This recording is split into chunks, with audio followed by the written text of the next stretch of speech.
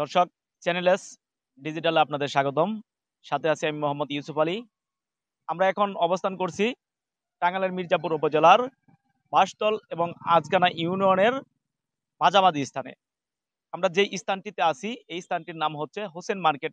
Hossain market থেকে আজকানা union এবং বাঁশতল ইউনিয়নের পরবর্তী যে আরেকটি ইউনিয়ন পরিষদ আছেন সেই এলাকার নাম হচ্ছে তরফপুর ইউনিয়ন। এইখান থেকে তরফপুর ইউনিয়নের এই রাস্তাটির দৈর্ঘ্য হচ্ছে 4 কিলোমিটার। এই 4 কিলোমিটার রাস্তাটি আমরা এখানে এসে জানতে পেরেছি যে প্রায় 5 থেকে 6 বছর যাবত এরকম ভাঙা এবং খানাখন্দ অবস্থায় আছেন। আমরা যদি একটু দেখাই তাহলে আপনারা দেখতে পারবেন যে রাস্তার কি পরিস্থিতি, কি অবস্থায় এই এলাকার মানুষ আছেন, কি অসুবিধায় আছে। এই এলাকার কয়েকটি বিদ্যালয়ের ছাত্র এবং ছাত্রীরা এই রাস্তা দিয়ে চলাচল করেন এবং এই এলাকায় এই রাস্তাটি দিয়ে 3টি ইউনিয়নের প্রায় লক্ষাধিক মানুষের চলাচল। এই এলাকারই বাসিন্দা হাজী মোহাম্মদ কামরুল হাসানের সাথে এই রাস্তার বিষয়ে কথা বলবো। আসলে উনি জানাবেন যে কতদিন যাবত তাদের এই রাস্তা নিয়ে এইরকম অসুবিধায় আছেন। এই রাস্তাটা এখান থেকে শুরু, 3 ইউনিয়নের লোক চলাচল করা হয়। ইউনিয়নে অনেকটি গ্রাম আছে। ইউনিয়ন মানে আজগান ইউনিয়ন, বাস্তল ইউনিয়ন, আর 4 কিলোমিটার পরে দেয়া আবার তরফপুর ইউনিয়ন। তো এই 4 কিলোমিটার রাস্তা খুবই বেহাল দশা। মোটামুটি 5-6 বছর যাবত এখানে এই রাস্তাটা কোনো মেরামত হচ্ছে না। লক্ষাধিক লোকের চলাচল এই রাস্তা। মাঝে মাঝে দেখা যায় এখানে এই রাস্তার বেহাল অবস্থার কারণে অনেক ছাত্রছাত্রী অন টাইমে তারা স্কুলে অ্যাটেন্ড করতে পারে না। তারপরে কোনো রুগী যদি থাকে, গুরুত্বপূর্ণ রুগী বা সিরিয়াস রুগী, তারা যে গ্রামে থেকে বাইর করে নিয়ে যে আপনার বিভিন্ন ক্লিনিকে হসপিটালে নিবে, খুবই সমস্যা। এই পরিস্থিতি থেকে আমরা এটা আশা করি যে যারা সরকারে এখন আছেন, পদে আসীন আছেন, তাদের কাছে আমরা আপনাদের মাধ্যমে আমি অনুরোধ করছি যে কোনো ভাবে এই অত্র এলাকার মানুষের সুবিধার্থে এই রোডটা যেন অতি দ্রুত মেরামত করে।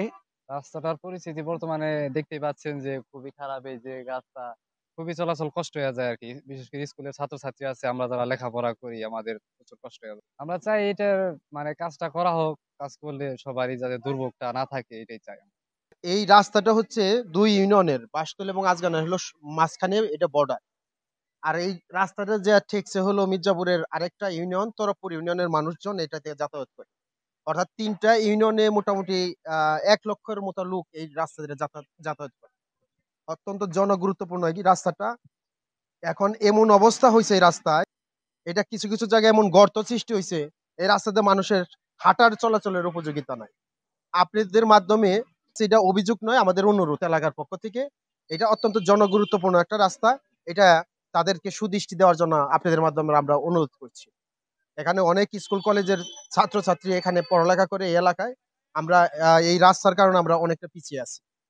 বিশেষ করে যারা অসুস্থ, যারা এই যাতায়াতের অভাবে যারা হসপিটালে যেতে পারে না, স্কুল কলেজে যেতে পারে না ছাত্রছাত্রীরা, তাদের জন্য আসলে এখানে নতুন একটা দুয়ার খোলা হবে বলে আমি মনে করি। আমরা আরো একজন পথচারী যিনি হচ্ছেন মোটরসাইকেল নিয়ে আসছেন এই রাস্তা দিয়েই। আমরা ওনার কাছে আরো জানতে চাইবো যে আসলে ওনারা তো সবসময় এই রাস্তাতে চলাফেরা করেন, এই রাস্তার যে পরিস্থিতি, ওনাদের যে দুর্ভোগ বিষয়ে আসলে ওনার কাছে আমি জানতে চাইবো। বাঁশতল ইউনিয়নের প্রত্যেকটা রাস্তায় চলার মতো অযোগ্য। কোনো রাস্তায় চলা যায় না, গাড়ি ঘুরি নিয়ে হেঁটেও যাওয়া যায় না, এরকম অবস্থা। স্যালেন্সারের পাইপ ডুবে যায় জায়গায় জায়গায়, এরকম ভাঙ্গা। বাঁশতল ইউনিয়নের প্রত্যেকটা রাস্তা এরকম। খালি শুধু এই রাস্তা না, হোসেন মার্কেট কন, তারপরে খাটিয়াহাটের রাস্তা কন, বালিয়াজানের ডাকন, পেকুয়ার ডাকন, প্রত্যেকটা রাস্তা এইভাবে ভাঙ্গা। এই রাস্তার অবস্থা তো ভয়াবহ। যাওয়া যায় না, যায় দেখেন এই সামনে যায় দেখেন কি অবস্থা। এই যে আমি মোটরসাইকেল নিয়ে আসছি, দেখেন আমার গাড়ির অবস্থা দেখেন। এই একদম সংস্কারের দরকার আছে। তো স্থানীয় লোকজন আমাদের যেটি জানিয়েছেন দীর্ঘদিন যাবত তারা এই দুর্ভোগ নিয়েই দিন কাটাচ্ছেন। কোনো পথচারী এই রাস্তা দিয়ে তাদের যে স্বাভাবিকভাবে যাওয়াটা সেটা আসলে হয়ে ওঠে না। মির্জাপুর উপজেলার যে প্রশাসন আছেন, যারা দায়িত্ব আছেন, তাদের কাছে দাবি জানিয়েছেন যেন দ্রুত সময়ের মধ্যে এই রাস্তাটির মেরামত করা হয় এবং এই এলাকার মানুষকে দীর্ঘদিনের দুর্ভোগ থেকে যেন মুক্তি দান করা হয়। টাঙ্গাইলের মির্জাপুর থেকে মোহাম্মদ ইউসুফ আলী, চ্যানেল এস।